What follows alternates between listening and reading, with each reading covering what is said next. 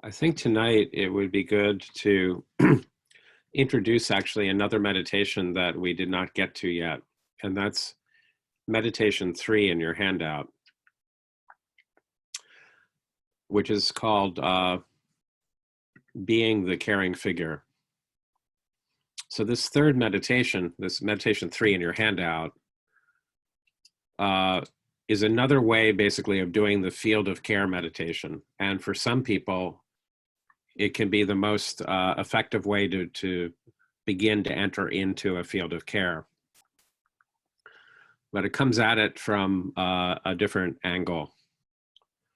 In this meditation, which I'm going to lead now, we begin by recalling a moment when we were the caring figure for someone else, some other being, human or animal, when we ourselves were the caring figure for another. You following? And that can serve equally well, for example, with the other kinds of field of care that we've been doing, to access qualities, sort of loving qualities of warmth and acceptance and care and responsiveness and so forth, to access those kinds of loving qualities from our underlying awareness. It's another way to access those. So to prepare for this meditation, we're going to try to, well, what I'll ask you to do is recall a moment when you were a caring figure to another being. Like, which again, it can be a human or an animal, it could be your pet. But a moment when you were radiating warmth and care to them, or seeing them in their deep worth, or deeply listening, or rooting for them, or taking joy in them, or doing things that make them happy because you were happy for them to be happy. So try to recall a moment like that from any time in your life. Can you do that? When you were the caring figure for another. People may think of a moment with a child or with a pet, but really with any other being.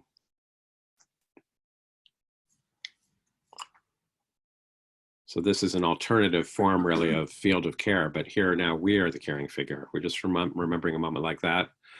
And when we recall it, and when we re-inhabit that moment, that re-inhabit means we are experiencing it like it is happening now.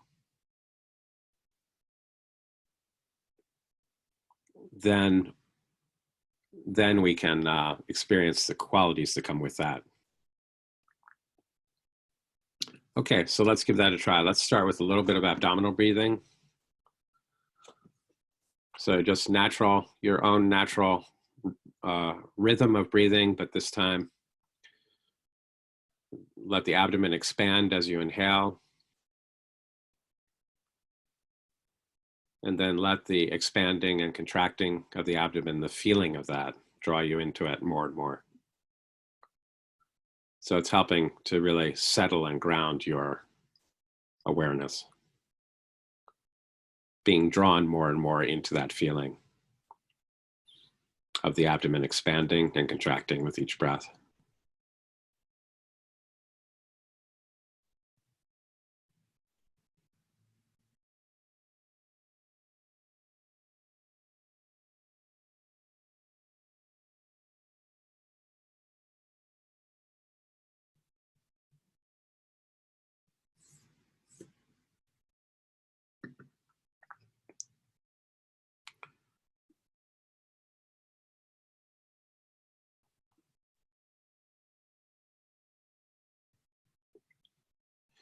And now bring to mind a moment when you were a caring figure for someone else.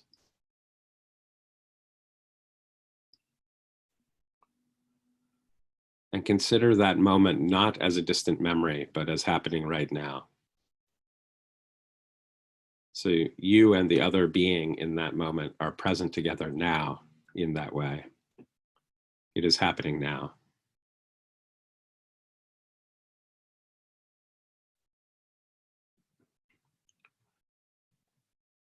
And feel the loving energy and tender qualities that come with this way of being with another. Feel all that. Not just thinking about it, but feeling it. Being with this other being in this deeply caring way.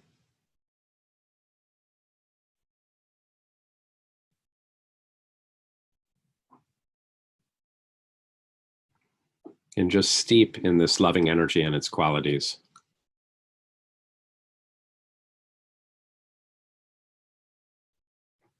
Accepting them into your whole body and heart and mind.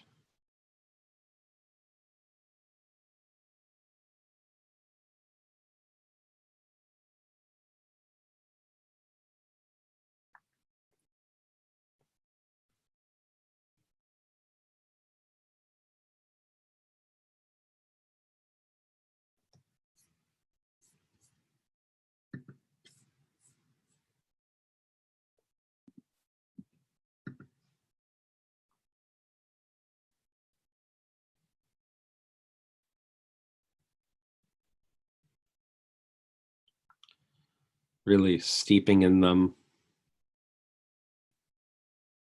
feeling them.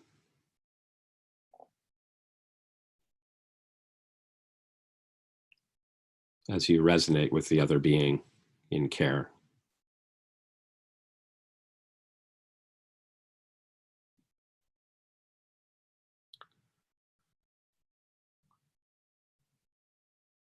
And notice the loving qualities that are occurring in this moment, such as warmth or acceptance or responsiveness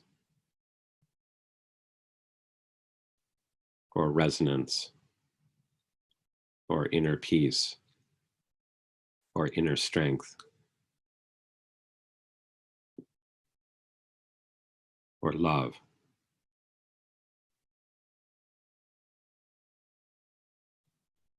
Or joy.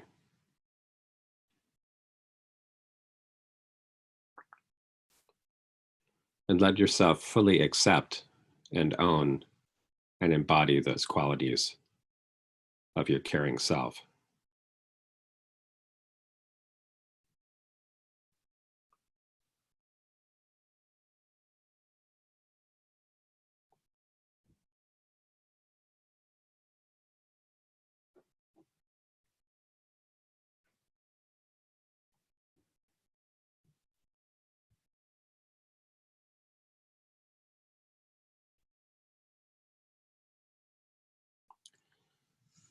And now just deeply relax into the feeling of these caring qualities and let that feeling help your heart and mind to trust and relax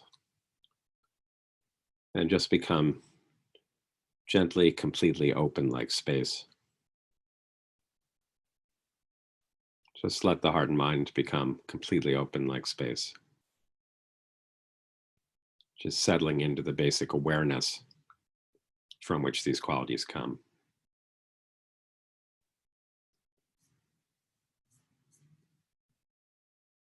The utter openness and simplicity of this underlying awareness.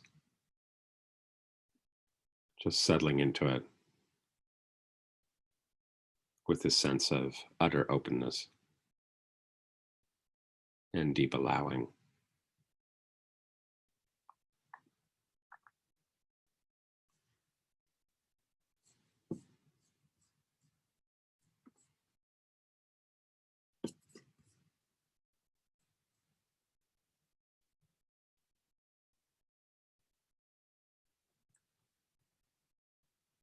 And letting patterns of thought and feeling just unwind or release in this utter openness.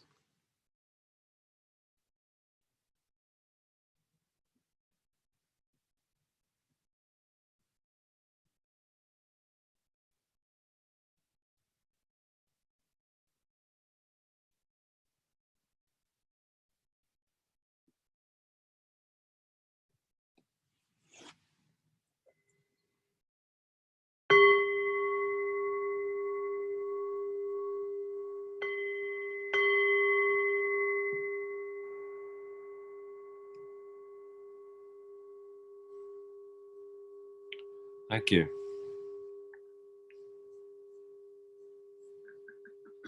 That was good.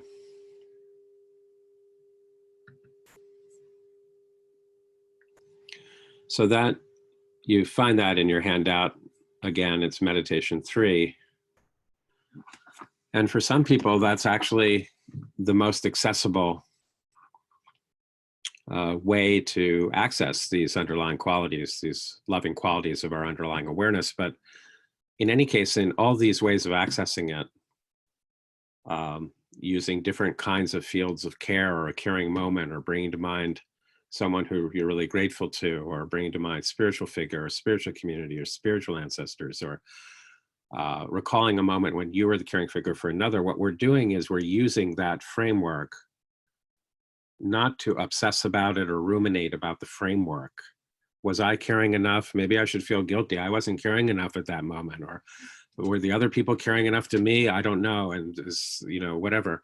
It's just, we use whatever it is that elicits those qualities. So now we're experiencing them.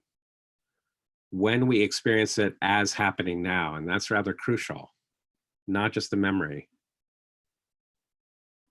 Sometimes people will say, well, I was re-inhabiting the moment, but I wasn't feeling anything. So I have to say, I don't think you were re-inhabiting the moment. Because if you re-inhabit it as if it is happening now, you can't help feel it. So when someone says, well, I wasn't feeling it, that means you were not actually experiencing it as if it is happening now. Now, it may also not be the appropriate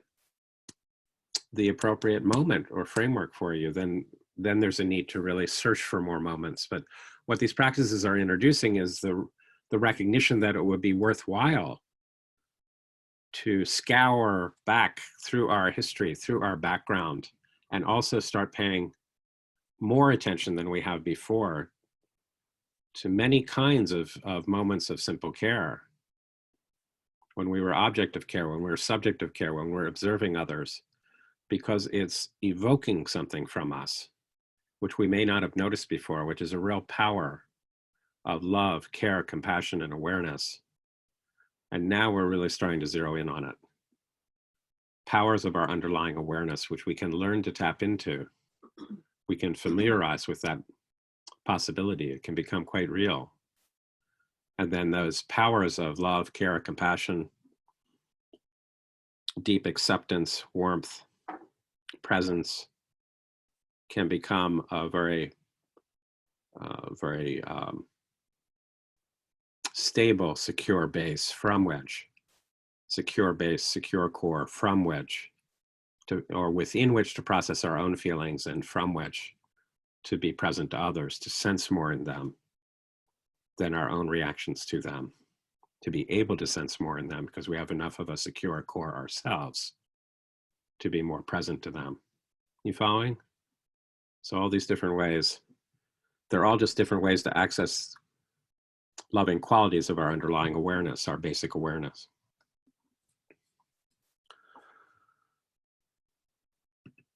So now there are a bunch of questions that came in. So let me let me try to respond to those. So one question is,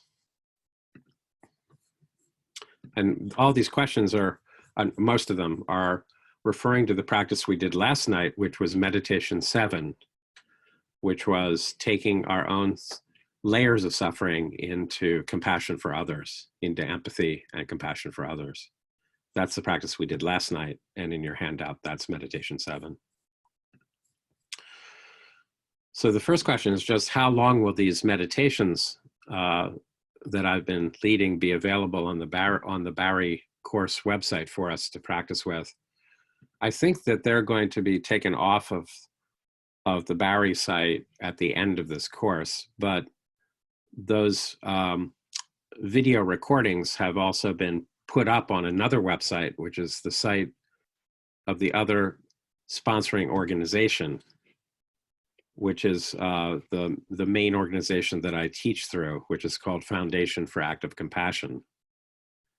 And the website for that is on the first page of your handout. Right? You're all familiar with that now? I really would recommend that all of you go to that website and check it out, because so many questions are coming in that actually refer you to that website. this question is one that, well, where will the video recordings be after this course? They will be on that website, Foundation for Active Compassion. Another frequent question or implicit question is, well, I'm having this or that issue with practice. How can that be improved or helped? And one of the main responses to that is that nobody can actually learn meditation practices alone.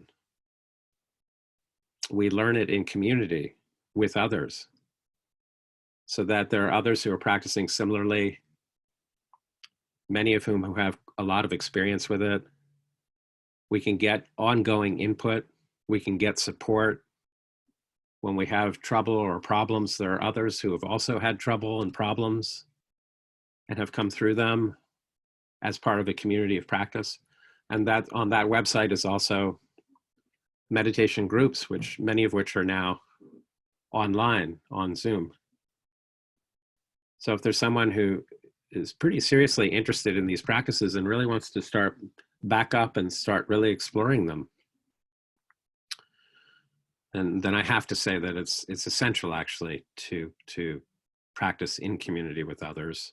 That's true actually for all contemplative practices. No one learns them alone. Never.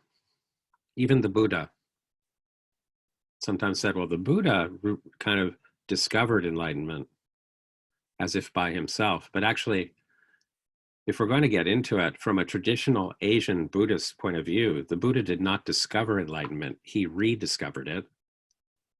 And from within traditional Asian Buddhist cosmologies, he rediscovered it because he had been introduced to it, the practices of it, in prior lives by prior Buddhas over many lifetimes. So I'm not saying that we have to, some of us may not inhabit that cosmology, that worldview, fine. But I'm saying, I am declaring, even according to Buddhist tradition, no one has ever done this alone. And that includes the Buddha. That's all I'm saying, from within their cosmology. He also had to be introduced to it, which in Asian Buddhist understanding happened for him in prior lifetimes. And that's why in his final lifetime, he could rediscover, not discover, rediscover a path he had already been introduced to before by others. So no one, including the Buddha, ever can learn to do this alone. We have to learn how to do it in community. Anyhow, is that sort of clear? So that's another resource that's on that website, is the link to online Zoom practice groups. For someone who really wants to learn to practice, they can practice with others who are with the support of that. So the next question, in the field of care meditation, sometimes the same image or memory that evoked the loving feelings previously does not bring up any feelings now. It can sometimes feel dull, even when I try to imagine that it's happening right now. So, of course, that can happen, especially when first beginning the practice. But what I would suggest is try to find more and more moments of loving connection that make you really happy to recall. If you're using a caring moment as your access point to loving qualities, try to find more moments of loving connection from your life and observe more and more of them in your days. And then explore working with various ones in this meditation practice with field of care, and see which moments like that, caring moments, are easier for you to re-inhabit as happening now, because that's crucial. So if you recall a moment of caring connection that makes you really happy to recall, that feeling of happiness upon just recalling the moment, even before re-inhabiting it, that feeling of happiness means that the loving energy is already here. That's why you feel happy when you just think of it. So you're already accessing that loving energy. And then that means you can access it further by reliving the moment, by experiencing it as if it's happening now. So sometimes someone may think they are reliving it, but aren't. Like I said before, it's actually still just the memory that you're working with. So you also need to explore that further. Explore the possibility of actually experiencing it as if it's happening now. That other person or being is with you now, in just that way. And the same questioner went on with her question, or his, and said, I noticed that the field of care practice comes more easily for me when practicing together in the group with you, John. And I imagine that the loving energy is magnified when we generate it together. So that maybe that's what's making it easier for me. So, okay, that was her further statement, or his. So now my response. This is actually a very important part of how these practices are transmitted. The teacher and the community who are very experienced in the practice are generating a loving energy, which is in fact encompassing any student, any participant who is there and who is receptive enough to resonate with that while doing the same practice together with them. You follow? So this is what a teacher is supposed to be doing, and this is what other members of the practice community with experience in the practice are supposed to be doing. That's what they are doing. That's a big part of the reason why it's so supportive to practice in community and with people who are guiding the meditation, who have a lot of experience with it. They are generating a field of care. So indeed, even as the instruction is, well, bring to mind a field of care, caring moment, benefactor, spiritual figure, whatever it is for you. Bring that to mind. But even as you're trying to do that individually, you are held in a field of care that's being generated by the teacher and all the members of the practice community who are experienced with the practice. You are held in that. And we are all held in it together by each other. So that's a whole nother dimension of field of care. Are you following? It's happening now, right in the practice. And so as you participate in the practice with the teacher and with others in the practice community who are experienced in it, and if you're receptive enough at that time, then you may resonate with that field of loving energy by entering into the practice together with them.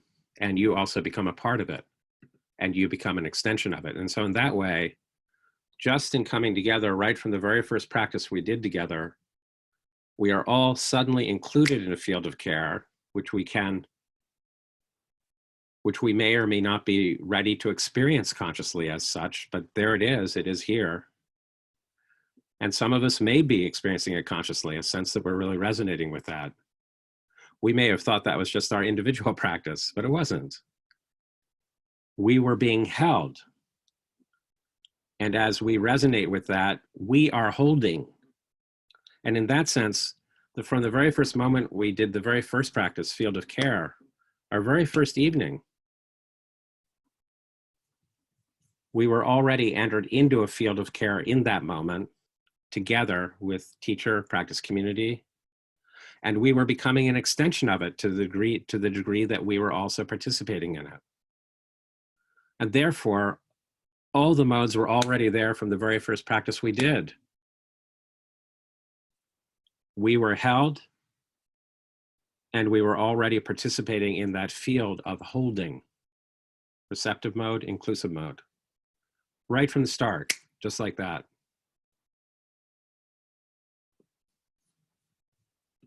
So, therefore, doing the practice together itself functions as a field of care for all who are participating. And we can recall that, and that can become our field of care that supports our own practice going forward. And that's why when I introduced the field of care practice, I gave these different options. You can think of a caring moment that you had. You can think of someone you're grateful has been in your life. You can think of spiritual figure, spiritual community, spiritual ancestors. And that third option is exactly this.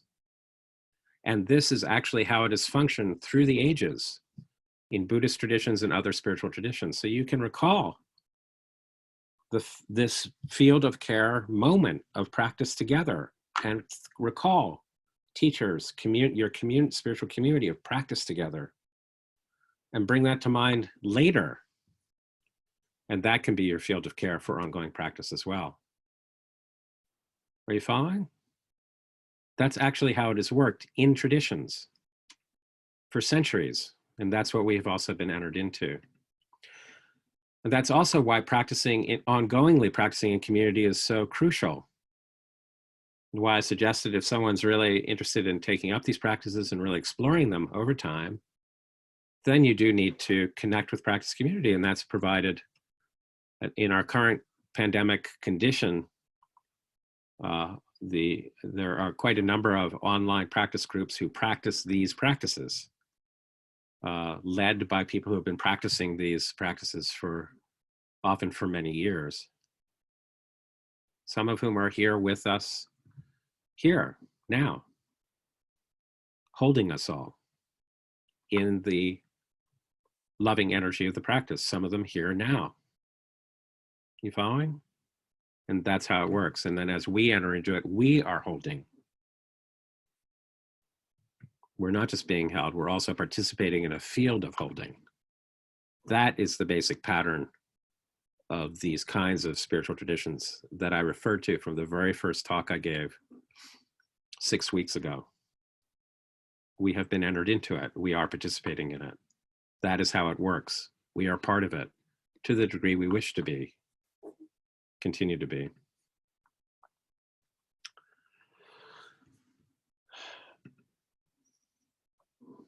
Just to share one further broader perspective on this, but please don't freak out.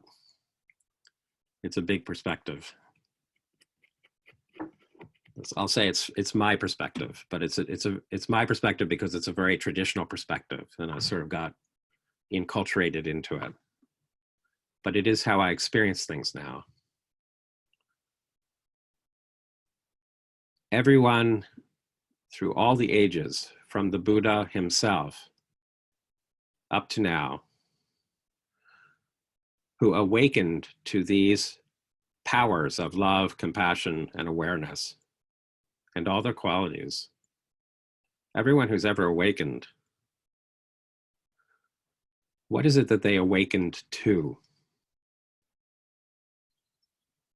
They awakened to this great, all-inclusive holding in love and compassion of all beings.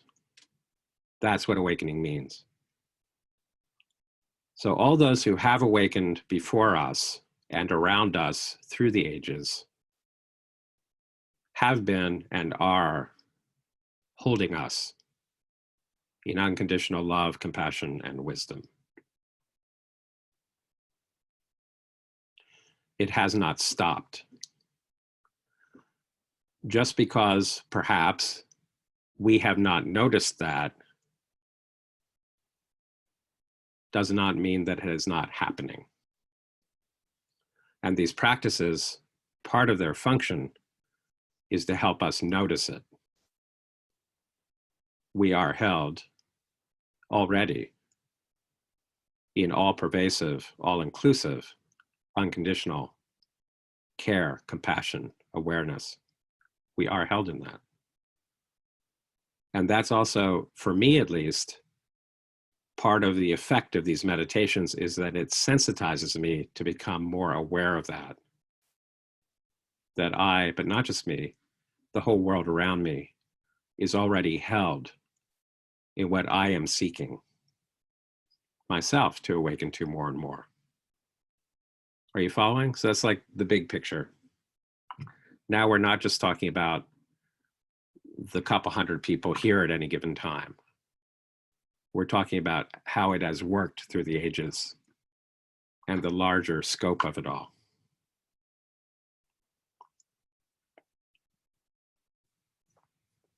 And that basic understanding also is not only Buddhist, but is also shared with other traditions. We are held in a great power of care, compassion, and wisdom beyond what we have yet noticed.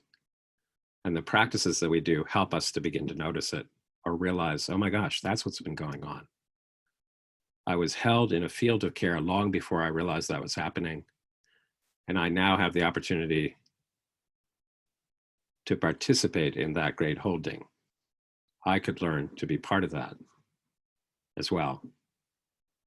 That's the pattern that I'm talking about, both within Buddhism and within other traditions, that often is not so focused upon, noticed in the modern kind of age that we live in now. And yet, that's actually how these practices work, the practices that we've inherited, even in this adapted form.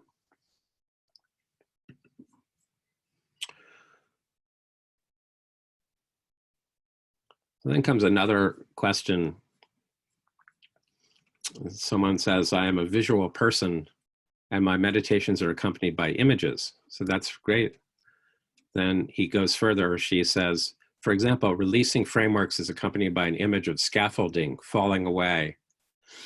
And I visualize my heart as I feel it beating. The emotions I sit with become specific images. I don't think about these images, they just come. Should I strive to meditate without these images? That's the question. Did everybody hear the question? It's really interesting, isn't it? So that just sounds great. I love that. Like that, what he or she just said, when releasing the frameworks, like in the releasing phase of these meditations, there's an image of scaffolding falling away. That's really great. I love that. But what I want to say is that it's fine during the meditation for these images to be happening. Absolutely. They're probably some inner pattern within you for accessing and connecting. What I would say is that at the releasing phase itself, and do all of you understand what I mean by that now? That's the last phase of each meditation. We just let go of the framework. We let go of envisioning or recalling or re-inhabiting anything and just let the mind kind of reunite with its underlying utter openness and simplicity. That's the releasing phase. At that phase, it's time to just let go of all images. If images are coming, just let them come and go, but don't hold on to them. Or if at the releasing phase, as you said, an image comes up like scaffolding falling away, which is really beautiful, then experience that image in a way that finally lets go of all images. Let that scaffolding, so you have this image of scaffolding falling away at the releasing phase. Then let that image help you to finally let go of all images and just relax into the basic openness and simplicity of awareness, beyond holding on to anything. Then if any further thoughts, feelings, perceptions, images arise, and just let them unwind, release in their own way. You're not identifying with, not holding on. Just be that openness that lets everything fall away as it arises. That's the releasing phase. That also is kind of the letting be of mind meditation. And that's what introduces us to the basic openness, simplicity, clarity, and compassionate capacity of our underlying awareness, or you could say our Buddha nature.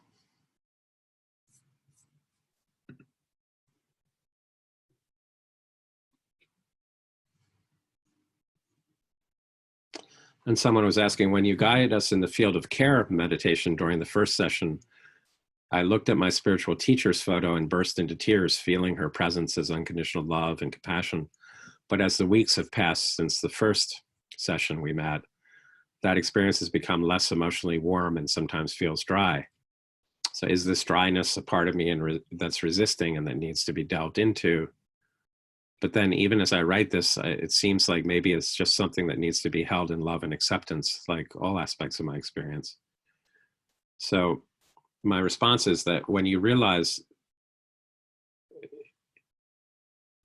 basically, part of what we're developing through the practice is a better and better understanding of how it functions. And when we understand how the field of care practice functions, we can cooperate with it better. So it's not quite so mysterious, and we're not so dependent on something outside of us to somehow get us to someplace. We're recognizing how we're using it to access something within us. So when you realize that the field of care's function is to evoke the loving qualities from your own awareness, then it can help you to use the field of care in that way. You can have increasing confidence that you can reconnect with those loving qualities under the surface of your conscious awareness with a little help from a caring moment or a spiritual field. And as you understand better through repeated practice, it can become easier to access what is always readily available under the surface of your mind. That is, these loving capacities are always available right under the surface of your mind, just below the surface of all our familiar habits of thinking, and constantly thinking and thinking and thinking in familiar ways about familiar things, and reacting in familiar ways again and again. Just under the surface of that, these loving capacities are already available. And the moment that that surface level of thinking and reacting is interrupted by something that evokes these underlying caring capacities, then the caring capacities are right here, just like that. So as we catch on to that, we realize, oh, that's how the field of care functions. It's no longer such a mystery. We realize that we're using it. We can develop more and more understanding and confidence. Oh yes, I can use that to just interrupt what's holding back these underlying loving capacities and just let them come out. And it can get easier and easier, but that requires familiarizing, repetition, and again, importantly, practice within a practice community with others with lots of experience in the practice. So we keep getting input that just helps us learn to do that better, because others around us have learned to do that. That's crucial to our development. We're all kind of like, and don't take this the wrong way, this is really just a psychological dimension of what we're doing, but we're all like small children who are scaffolding on a loving parent. We are all like that. We never grew out of that. So we're scaffolding on embodied care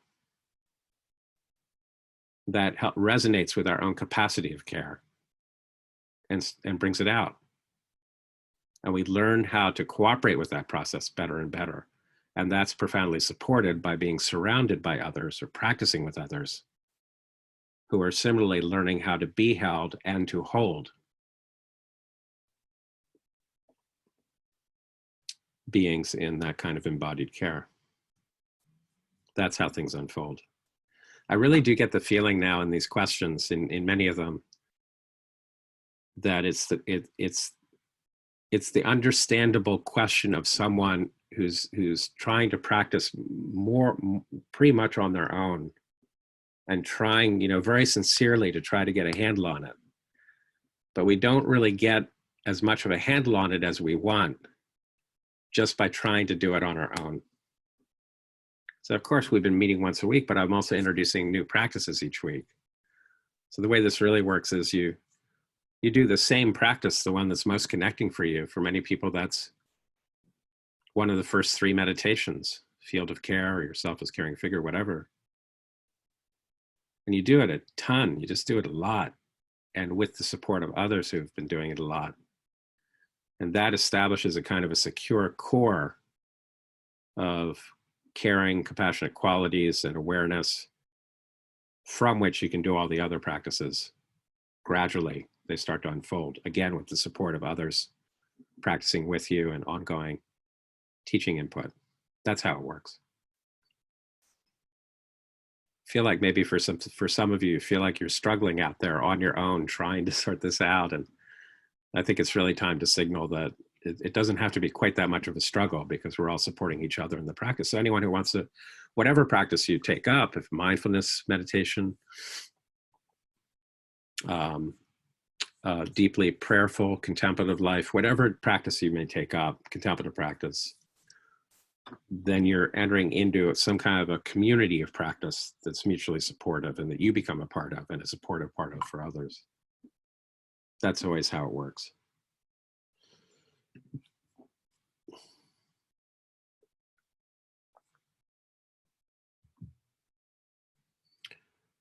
So someone was asking about last night's meditation. They said during last night's meditation, which was meditation 7, which is taking our own suffering feelings or layers of suffering into empathy and compassion for others.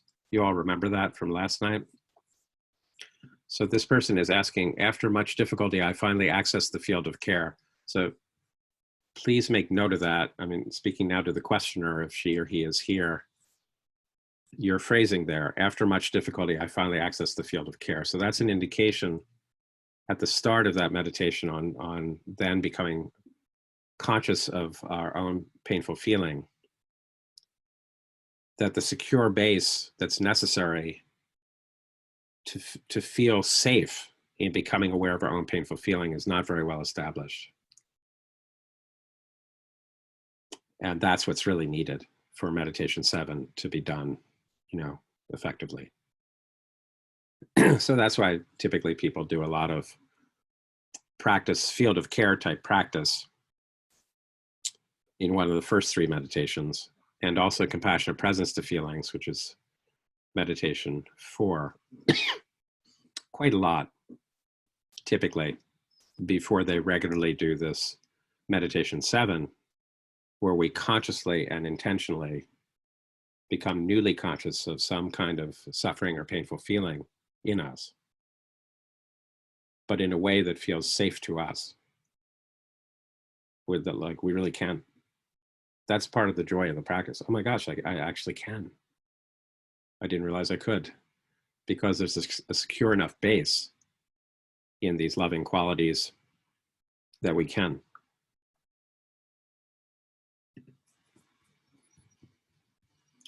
Anyhow, so to continue with the question, after much difficulty, I finally accessed the field of care, but then connected my feeling of fear. And when I included others who were feeling fear, I just became overwhelmed and stayed like that. I became overwhelmed and stayed overwhelmed. So what happened? What did I miss in the practice? So my response is, what was missing is that in the instruction, after recognizing that your own painful feeling is shared with many others, the instruction says, oh, you realize that this feeling is not just my own. It's a feeling like what many others feel.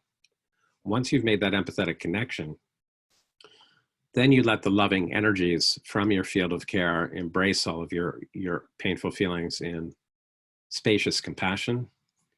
And you let that compassionate energy come through you to all the others who experience similar painful feelings. So now your attention is now directed by the instruction outward, not inward, outward, toward others who experience this kind of painful feeling. So your own painful feeling has served as a stepping stone to sense from within the kinds of difficulty that many others feel. And now your attention is drawn outward by the loving energy, radiating to them all, strongly wishing them deeply well and free, and oriented toward their freedom from those kinds of sufferings.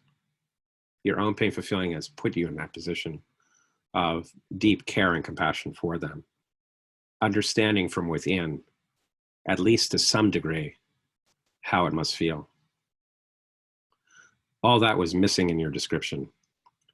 And that's not unusual, because the practice was just introduced. You probably didn't hear all of it. Things happen while trying to engage it. But you can look at the handout now and see that there's much more to it. But really, most importantly, what you wrote implies that you are not familiar enough yet with establishing a secure base in loving qualities. And that's essential and assumed in order to really engage this practice of becoming aware of our own difficult feelings, willing to become aware of them because we feel safe enough to become aware of them. And that has to be real, we can't fake it. And that comes from having established enough of a secure base in loving and compassionate qualities in ourselves through the earlier practices that we realize, oh my gosh, that's really real. There is a tremendous power of safety and protection here in love and compassion. It's real. When we really sense that, now we're ready for this next meditation. And another person also asked a really good question. Is there a trick to remembering to reconnect with this secure base or core of love and compassion? I seem to go whole entire days without remembering to reconnect with it. You follow the question? I seem to go whole days without remembering to reconnect with it. So what I would say to that is that we do need to do the practice quite a lot to get used to reconnecting with it. So it becomes kind of a habit to reconnect with it. And here again, sorry to be so repetitive, but it is to the point. Practicing together in a practice community regularly is a crucial support for that. Because we come together with others and that reminds us of the power of the practice. So again, there are practice groups that are practicing these meditations weekly, and their links to them are available on the Foundation for Active Compassion website. So I think those practice groups are actually quite important for quite a number of people here who are asking these questions, because that's an important part of the answer to these questions. Being together with others, practicing, and being able to ask ongoing these and other questions ongoingly. It's such a support. Another tremendous support is immersing oneself in a retreat, because in a retreat, we just immerse in the practices. We just keep coming back to them and reconnecting them throughout the whole retreat. And sensing through that how each practice, first of all, we take much more time and repeatedly do each practice, and then sense how it's related and connected to other practices and how they unfold from that one. And we immerse in that for a period of some days in retreat. And that really helps us get into synchrony with what it's like to have a regular practice for our life outside of retreat. It's really a retreat practice that has modeled for me how to be outside of retreat. That is to keep reconnecting with practice outside of retreat.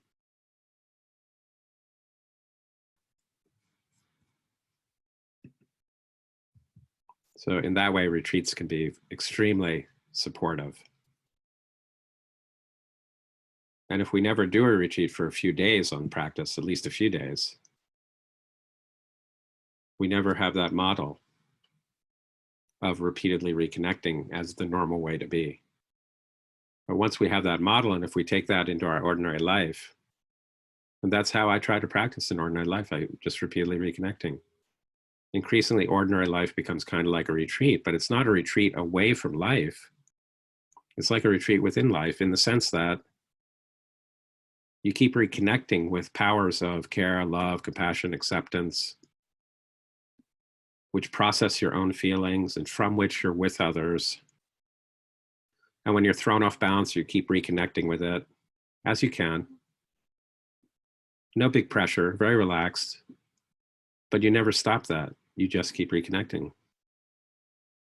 Then everything unfolds from that. And that brings us to the next question, which is, can you please distinguish how this 6-day course that you're going to be offering in June differs from what we are learning here in this 7-week course? So that's really what I was just saying. So the 6-day thing that I'm going to offer in June, from June 12th to 18th, and information for that is also on that same website, Foundation for Active Compassion. It's not a course, it's a retreat. So the questioner is asking, can you distinguish how that course is different from this course? But the June 12th to 18th event that I'm leading, I'll be co-teaching it with others who are really experienced and wonderful teachers, but that's a retreat. It's not just a course. So what does that mean? A retreat is different from a weekly course that's just 1 hour, a 1 hour session or two in a week. In a retreat, we just keep immersing in the practice together, helping each other in that. There's a growing power of the practice in retreat with the teachers and with all the other practitioners as a deep support, a deeply supportive community of mutual support and blessing.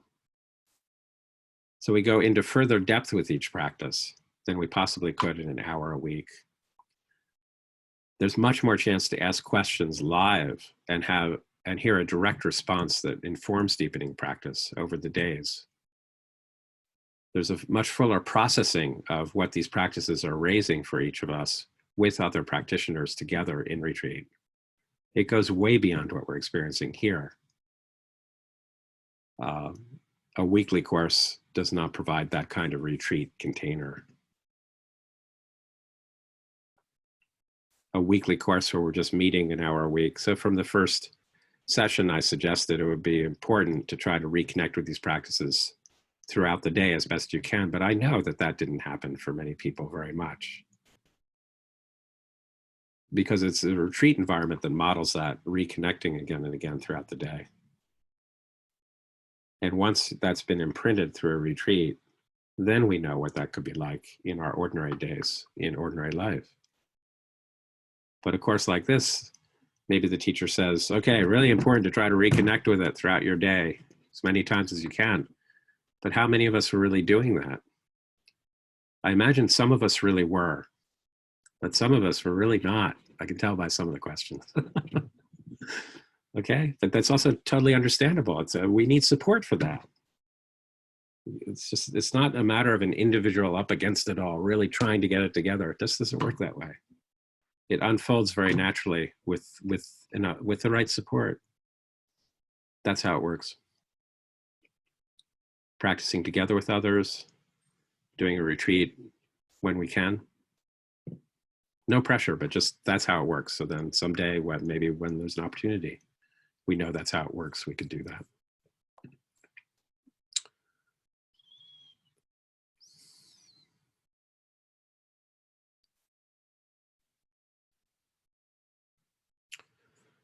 Someone's asking, recently I realized that if I purposely look outward, or lifting my attention toward others, it helps resolve my own self-involvement, and I find it healing to me. How does that relate to this training? It seems a little confusing to me because it seems like I'm starting in the wrong place by focusing on others rather than being receptive to the qualities of love that I experience within a field of care. But it still feels right to me. So what I would say to that is, yeah, absolutely. Different individuals are different with how we best enter into this, how we enter into a kind of a training in which each of the practices are empowering and informing each other. So our abilities to receive love and to extend love to others are mutually empowering and informing. I'll repeat that. Our ability to receive love, to experience that we are held in love, and to extend love to others are mutually informing and empowering. But we can enter into that process from either side of it. So you may find the practice that we just did tonight, oneself as caring figure, as your most accessible way of establishing a field of care in which you are the caring figure for another. And in that, by reliving that, experiencing the loving qualities available in your awareness, triggered by that field of care, you as the caring figure for another, happening now, feeling those qualities. That may be your best entry point to begin all these practices. Or you can start the practice with the inclusive mode with a focus on extending care to others in the way you're describing. But then I do suggest that we let that help empower also the other receptive mode practices. Experiment over time also with whatever framework is most engaging for you of becoming receptive to being held in care, such as a caring moment or being with someone you're grateful has been in your life, or spiritual community or spiritual figure. It'll be important to let whichever practice is most initially effective to enter you into the whole process, to let that practice further open the process and not shut any of it out in some final way. Oh, I'm just the kind of person who extends care to others. I can't receive care. Don't do that to yourself. Maybe right now it's a bit more challenging.